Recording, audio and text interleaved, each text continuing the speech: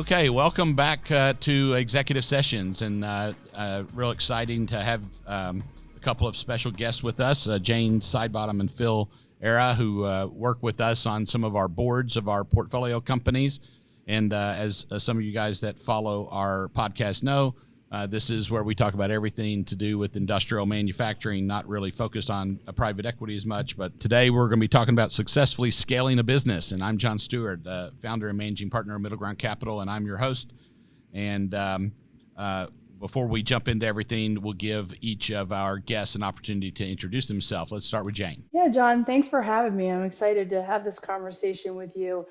I'm the president and founder of a company called AMK. We're a strategy and growth consulting company that really primarily serves the industrial manufacturing as well as the commercial and residential buildings industries.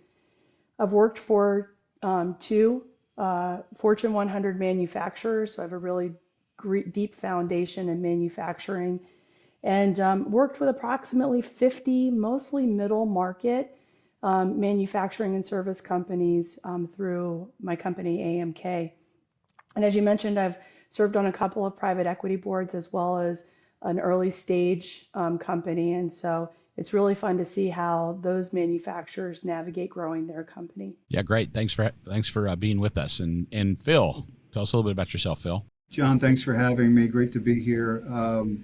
I've spent 30 years in and around private equity working with a variety of middle market companies in a variety of industries and in a variety of transaction types. I started my career in the early mid-90s working for an operationally oriented private investment firm. And that sort of focus on operations and growing and scaling businesses is something that kind of stuck with me throughout my whole career. Ended up going off to get my MBA and at one point on to New York and worked in the mergers and acquisitions practice for JP Morgan, and ultimately was recruited out to Texas to help start and run a private equity group out there. But I will tell you on this topic, as I think back about everything that I've done over the course of my career, I mean, this topic is the topic that, whether you're talking to boards or CEOs or setting strategic priorities for companies, this topic is not only the most fun and energizing to talk about, it's really the most important topic that we work with these companies. So happy to be here and look forward to the conversation. Yeah, thanks for being here, and appreciate both of you guys, and got to know both of you through the years, and we've got some stories to tell from some board meetings that we've been in, and we can definitely call on those as some examples, but.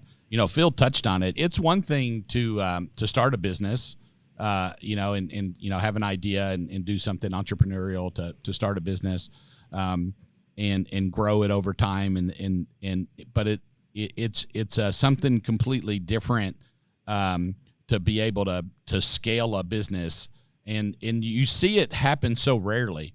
There's a lot of like choke points I think that people get into. We buy a lot of family businesses. We're a lot of first-time institutional capital, and we buy these companies. And you'll see family businesses, when they get to $50 million of revenue, it's kind of a hard barrier because, to get past. And then, when they get to $150 million, again, people get stuck. In these areas, and then the same thing, as they're starting to scale up, and then even when you get a company that's $1 billion in revenue, and for them to scale the business going forward, and so we're going to walk through some of that and some of the challenges, some of the things that we've seen that have worked, and just some advice that we can give to the people listening out there from a board perspective. I think it's easy to put a projection when you're underwriting a private equity deal. I don't know that I've ever went to a management presentation where the banker didn't show up and to the right growth, in the business, no matter what it was doing before you bought it, right? But it's one thing to do that. It's a totally different thing to achieve it, at the company, is to continually have growth year over year, and continue to challenge yourself and innovate in how you're going to continue to scale the business. And so that's the first question. Maybe going to Phil. Phil, what are some of the realistic, expectations? What are some of the things that you try to keep in mind when working with companies and advising them on how challenging they should be with what their expectations are? I think it begins first with assessment. And the first thing, whenever we talk about growth, before we go into how we grow, we have to define the growth. It's not enough to say we want to grow 10%. We have to create a very detailed vision of what the company is going to look like in the future, right? I mean, and that gives everybody something to aim at, and it kind of frames the conversation. And we talk about that in the context of, do we want to expand or narrow the scope of our end markets that we serve? Do we want to continue to grow outside of our current geography into different geographies? You can imagine the number of conversations around growth that you need to have. But once you set that vision of growth in place and you define it in sufficient detail, then you work towards reverse engineering the resources, financial and non-financial, you need to achieve those goals. One thing, when I talk to CEOs and, work with boards, I tell people growth is like an X-ray machine. It exposes things that used to be invisible. And in many cases, companies, I think, they view early momentum as a signal that they're ready to scale. But the truth is that, revenue can scale a lot faster than the infrastructure of a company. And it doesn't necessarily scale as fast as the revenue can. So there's always a lag, and you have to be prepared for that lag, and you have to plan for it. Jane, what about you? What thoughts do you have on what Phil said? I'm going to pick up on, and I'm going to steal it, Phil. A growth is like an X-ray machine. It's so true. When I work with companies that they come to me and they say, we're really looking at, revenue growth, the first question I ask them is, how sure are they that they're really maximizing their current markets? And then the second question is, to Phil's point, so you think you want to grow, and why? What is it that you're looking for in that growth? And with that potential customer revenue growth, that could really, I love the X-ray analogy, bring a spotlight to where your internal systems are broken. And it leads me to the thought of the chicken and the egg analogy. What do you do first? Do you make sure that you're operationally ready to accept that growth, or do you go get the growth and hope that you're operationally ready and you're able to continue to serve the customer? And quite often people go, well, I just need more at-bats. If I get more at-bats, then I'll be able to serve it. They get the at-bats, and then it exposes all kinds of what I'm going to say, not necessarily broken processes, but gaps that make it very difficult for them to deliver. And consequently, they're digging themselves out of a hole, if that makes sense. Yeah, no, absolutely. Those are great points. And, one of the things that I, when we go through like a process, for a company to try to understand like what the strategic plan is, just trying to get an idea of what the management team believes their opportunity is to sell more of their existing products with, their current customers. So you may be selling, X product to, a group of customers and Y product to another group, but you've got both groups of customers that need the product is their opportunity. And so how do you increase the wallet share with your existing customers with your existing products? And then there's always the challenge of what new products, do you develop that you can sell to your existing customers? And then what are your existing products that you can sell to new customers, as well as what new products do you need to develop to sell to new customers and to open up new markets? So sometimes people get a little too complacent and comfortable and like take the easy path. There's an easy way to growth, and then there is a strategic growth, that's going to position you. And I think Phil touched on this as well, is like, where do you want to be? Like, what do you want to be 5 years from now? And you can't, you're not just going to sell stuff and end up there. You have to have an organized plan on how to get you there. And so that's a trap that I see sometimes that, people can fall into, is they take the easy path out. Maybe you have one customer and they love you, and they just keep giving you business and keep giving you business and keep giving you business. And then next thing you know, they're 80% of your revenue. And then you decide, hey, well, maybe I want to, sell this company, and you go to sell it and you don't get any offers because, one customer is 80% of your business, even though it's a really profitable company. I run into this all the time, especially in privately held middle market companies.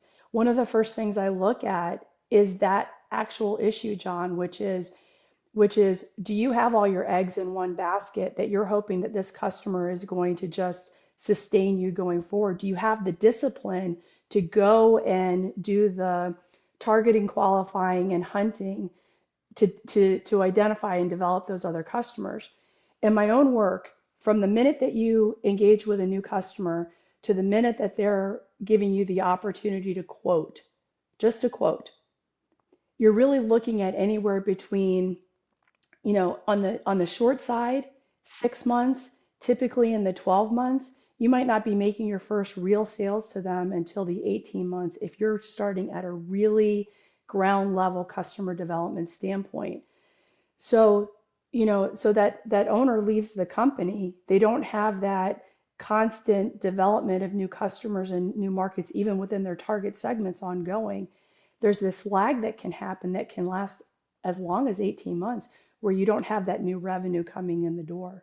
I'd make two comments. One ties to what John was talking about, end markets, customers, and capabilities. A lot of times in some of the boards that we've worked on together, when we're trying to set and establish strategic priorities for a company, a lot of times what we'll do, if it's a corporate carve out or if it's a family owned business and we're the first institutional round of capital in there, you see a lot of opportunity.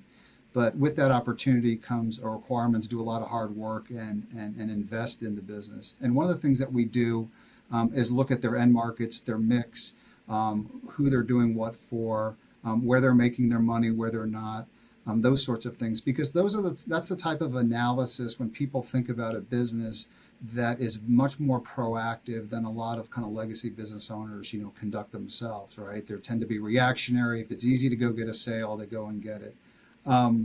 So that's part of it. That's sort of aiming the company. It's establishing that very defined view of the future in terms of what would look like, what would success look like, both from a size as well as a composition perspective, right?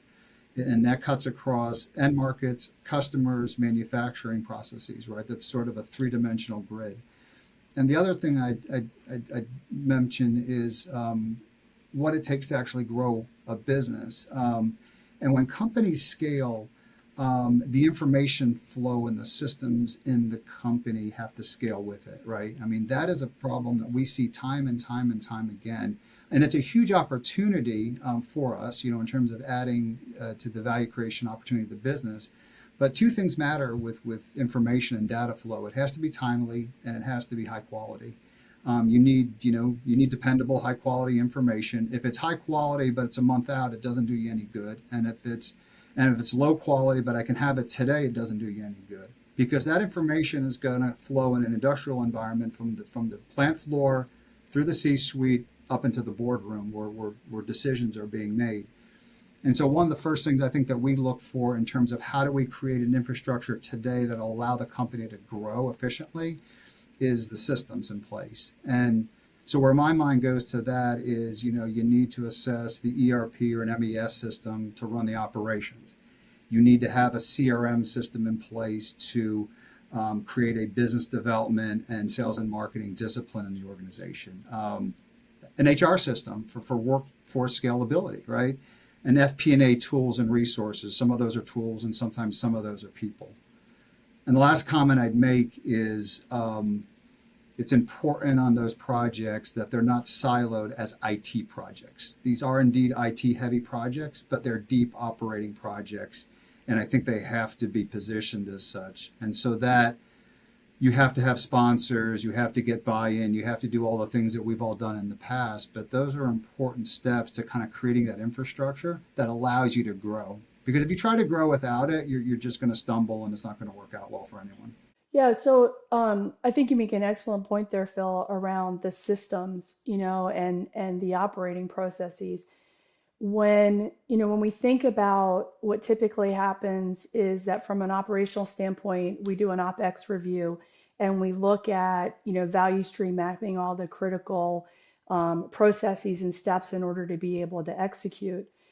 what I find is that when you take that process and you apply it, right up into going into the market at the earliest stage of where you're engaging with a customer and you add that into your value stream map, then all of those pieces and parts that you talk about become super powerful and super relevant fast.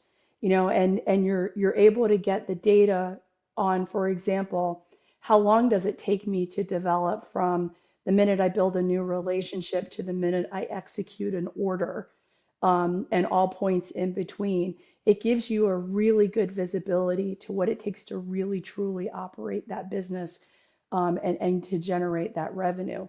So many companies don't do that. I mean, they struggle to do OpEx to begin with, much less be able to bring that back out into the marketplace as far as to the point when you first meet and engage with a potential customer. Yeah, that's one of the things that that fascinates me is when you look at a lot of these companies, there's not a lot that differentiates them from their competitors.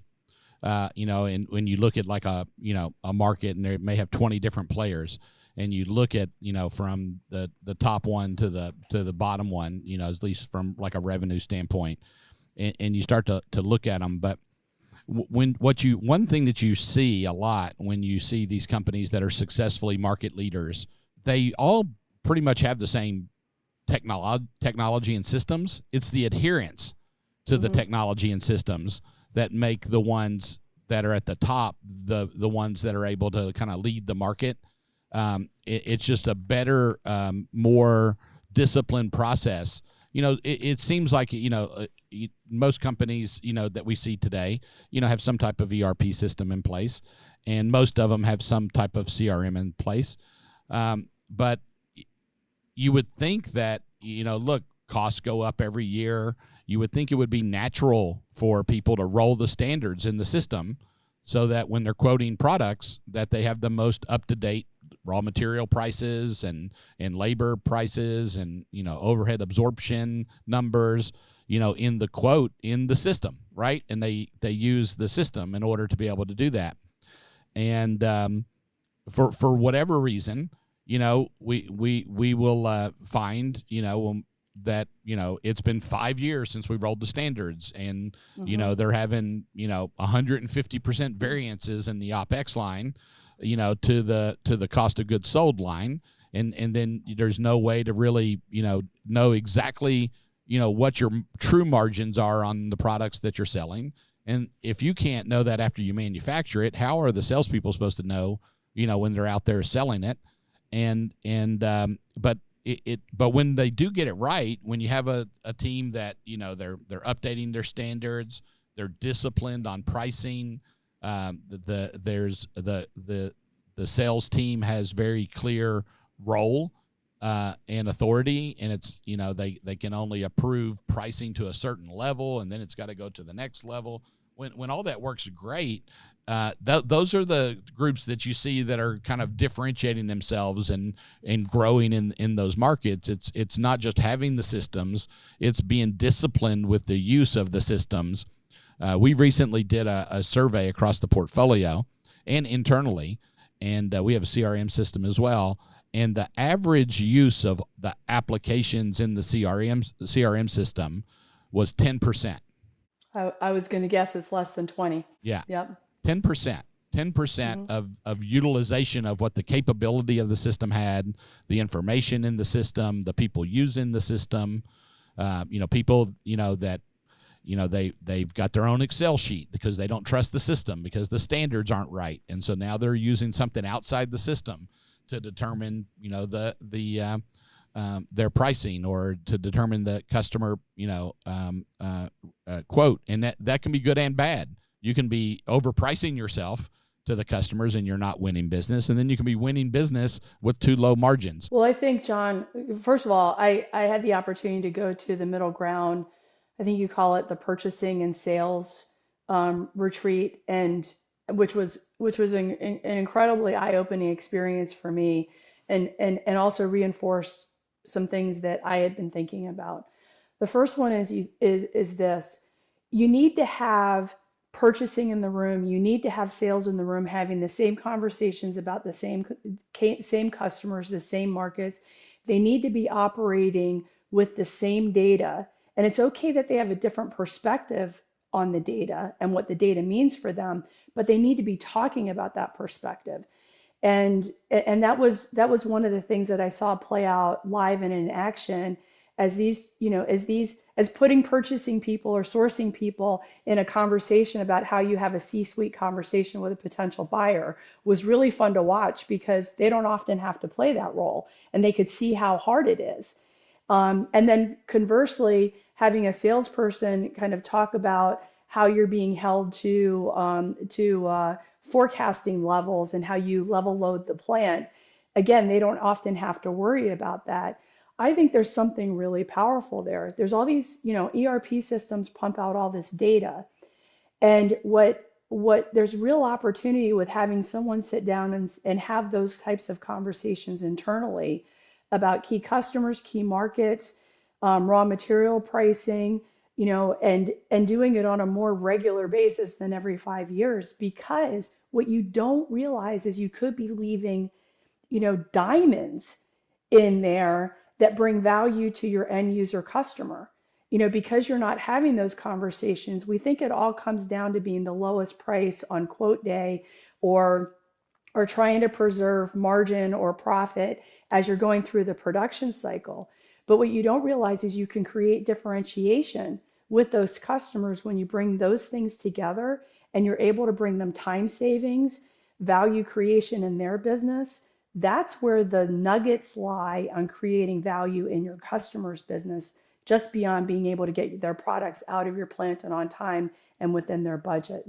The only comment I'd make on that would be it's critical you understanding what your value proposition is with your customers. And so often we have very long and drawn out conversations with management teams that when we talk to them about what is the customer promise that you have with your customers, why do they value you? Because John points out correctly that most of these markets are quite competitive. And so you have to understand on what basis you compete. Is it price? Is it quality? Is it some special service that you provide? And you have to make sure that you understand that, and you have to understand that from a culture perspective, I think this gets back to people, that you have to hire, against those value propositions. It's absolutely critical. Yeah, I mean, and we've all seen it. The different types of companies that you're in, it matters.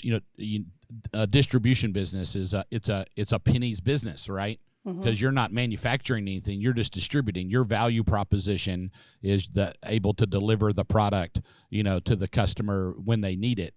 And now we live in this world where, I'll be honest with you, if I look up something on Amazon and they can't deliver it to me tomorrow, I almost don't want it, right? I'm like, what? I got to wait till next week? I don't really want it, but if I can get it today, I'm getting it even if I didn't really need it. And if I can get it tomorrow, I'm definitely getting it. And sometimes I'm in the store and I look at something, especially if it's like a big bulky item, I'll look at it and then I'll look it up on Amazon. If I can get it delivered to my house and it's the same price, I won't buy it at the store. Like I would literally in the store, I'll buy it on Amazon. So, we want that immediate delivery. And so that's kind of been the expectation for everybody. But in a distribution business, that's very challenging. First of all, you can't distribute anything if you don't have it in stock, right?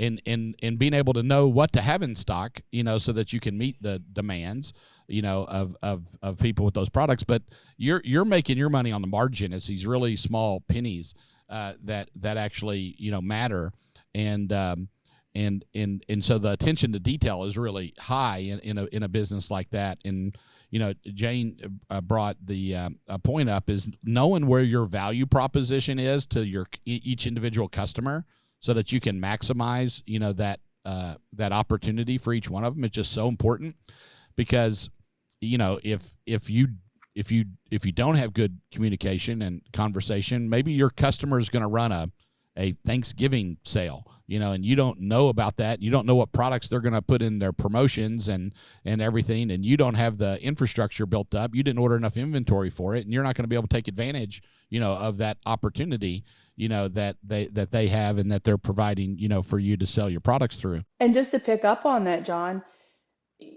think about bringing, if I were a manufacturer general manager, I would be bringing my supply chain team into my key customer meetings to really understand firsthand what matters to the key customer. Because then, from a supply chain standpoint, they have as much information as the sales team has. And then I challenge them on, help me to deliver that value to that customer. And you talked about how in distribution, you have only a couple of levers you can pull, but those levers can be adjusted to the customer that at times can create a little bit more value in terms of profitability. For example, I'm going to use my favorite subject of the month, data centers. Supply is going to be huge in delivering the key components for data centers. Whoever can deliver the product and the timing of the project is going to win. It's not necessarily who's the lowest price. It's who can fit into the schedule or who can hold the components long enough to meet the project schedule. Those are all nuances that if you fall into the trap of thinking all customers in a category are alike, then you're never going to give yourself the opportunity to realize those levers you can pull and then actively go pull them. And that's why I'm crazy about making sure other people are in those conversations, because they're hearing it, their expertise and backgrounds kick into play. And then together you can have the conversation, is there anything we can do for that customer that they haven't known to ask of us that allows us to reinforce our value proposition and also be able to adjust our pricing up? Yeah, no, that's a great point, because you may go in there thinking that you have to go with the lowest price in order to win the day. And then you find out, in your example with the data centers, it's not really the price, it's being able to get it completed. Like, they'll pay a 20% premium if they can get it done in the time frame that they want it done in. And so, making sure you have the right people at the table is definitely, important. And it's something that's just not done. Like you said, it seems very foreign, in order to be able to do that. And, a lot of times you'll see that in companies that maybe struggle, there's always the healthy tension between operations, supply chain, and, quality and then sales. And there's nothing more frustrating to a salesperson than being able to sell products and then the plant not be able to deliver them. Yeah. Right. And then there's, nothing more, frustrating, to an operations, to a sales group that is selling your, lowest margin product, and you're spending all of your resources making stuff at, the lowest possible margin out of the facility.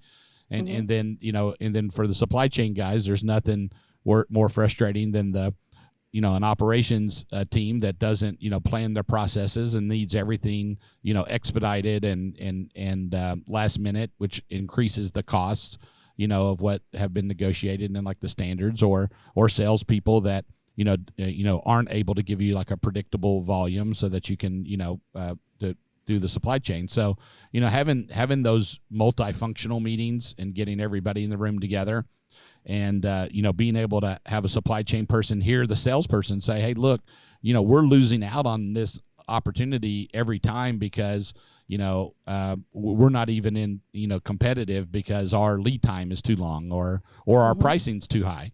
And so, in the supply chain guy may hear that and say, oh, that's a sales problem or that's an operations problem. But a good supply chain guy's thinking, oh, well, is there an alternative material that we could use? Is there some way that we can get a lower cost on this, if that seems to be what's important? Or, hey, I can get those products and it might be a higher cost and I can get it to you in the time that you need it, instead of just, following their standard processes. Or if they're a larger company, if you're doing contract manufacturing, sometimes salespeople don't know to ask if there's a sourcing program that the larger company has that can lower raw material pricing. Or sometimes the salesperson doesn't know that the parent company has a sourcing program that can help lower, so it's breaking through the what I don't know to ask because I didn't come from that part of the world. The fastest way to solve that is to put people in the room and have them listen to the same thing and then have a conversation about what they heard and what it could mean. It's a great conversation so far. We're almost up on time, so it's kind of crazy how fast these things go. So one more question, and then we'll have some closing thoughts, and you guys can be thinking about that. But, so we've talked about some things that people, some of the challenges that people face, and where are some of the areas that you focus. Now, I'd like, each of you to think about an example of a company that does it well, that kind of has, successfully scaled their business. And if you had to narrow it down to like one thing that you would recommend, to the people listening out there that really seemed to make the difference in your opinion, what was that one thing that it was kind of common for those businesses that have been successful scaling their business? I would say, I would use two words, a detailed plan. You've got to do the work to assess and put in place a very detailed plan that's as specific as possible. That's with times, expectations, milestones, roles, and responsibilities. Because once you've established the view of the future that you're trying to aim at, then you have to figure out how to get there. And you've got to do the work, whether it's a value creation plan, a VCP plan, or a strategic growth plan. You have to spend the time and invest in it. It's worth, spending the time with the management team to understand who's going to do what and how we're going to be successful. The other comment I'd make, and we kind of touched around it a little bit, but it's so critical, because at the end of the day, it's people that are doing all of these things for us at the company level. So some time has to be spent thinking kind of about culture, like how we hire, what values we hire against, and how we train those folks when we bring them in, and how we incentivize people when we're there, how we fire people if it doesn't work out against those standards. So I think it's a detailed plan, and I think it's people and culture. Jane? I violently agree with Phil's example, and I would just add that as I think about one company in particular that has done a very good job of growing through acquisition as well as through refining and really making future-proof their businesses. It's focus. There are so many distractions that come in the door, and it's almost like a fear of missing out on opportunities that focus can shift very easily. And that roadmap, or that, having a good plan that Phil laid out, is absolutely the right starting point. And then you have to have the discipline of staying focused to it. I've heard you, John, say in board meetings, listen, these are all great ideas, but let's make sure we focus on the things that are going to deliver the results. Don't fall into the trap of chasing 5 different things, hoping that 1 or 2 of them are going to figure out or are going to work out. You got to do the work and have the discipline to be focused, and then follow through on that execution. I don't think I've seen any business not succeed, maybe not to the degree of the original plan, but certainly not succeed when they haven't brought that well-constructed plan and that focus. And look, without a plan, there, how does the project get resourced? There's a finite amount of resources in every company, no matter how big or how small. And then the focus, what the business is focused on, that definitely, lines up. I can tell you what doesn't work is hope, right? It's just, I hope it's hope is not a strategy. Hope is not a strategy, right? And we've seen that. We see it in companies. We're going through the budget process this year, and if you're looking at your business this year and you see some things that could be some headwinds, and okay, well, I don't think this is going to grow the way it's supposed to, or this is that way. And then you're already projecting to lose next year, this year. Like, what's the chances that you're actually going to be successful? It's probably very low, right? And so, there's got to be you want the budget to be realistic, so that people, every month you're not missing the budget and then it doesn't mean anything. And but it has to line up with the strategy, and then you have to have resources to execute it, and that's an important factor that I think you both touched on. And so now, to wind things up, I really appreciate you guys joining us. Just thought I would give each of you a chance to give any closing thoughts that you have on this topic of scaling a business. Look, resiliency doesn't happen by accident. Okay. You have to have that plan and you have to have that focus, but you also have to be prepared for, that the market is not stagnant. It isn't going to remain stagnant on you. You have to be able to build in that resiliency, especially from, and I'm going to look at it from a sales standpoint. You're not always going to get that order. So what's your response plan? What do you have in the hopper that you can then shift your focus to and actively develop? And those are really critical when it comes to being able to deliver consistent and profitable revenue. I'll close with this. If the purpose of today was to talk about, growing and scaling a business, I think a few things emerge from all of it. You always have to start with a detailed view of the future, which we talked about earlier and we've talked about in board meetings. And you reverse engineer the financial and non-financial resources and the plan in as much detail as you can to get from point A to point B.